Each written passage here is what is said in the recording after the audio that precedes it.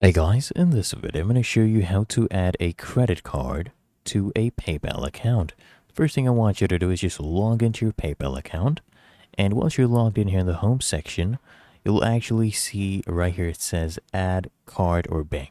You can tap on this, or you can tap here on wallet, and you will be redirected to this page.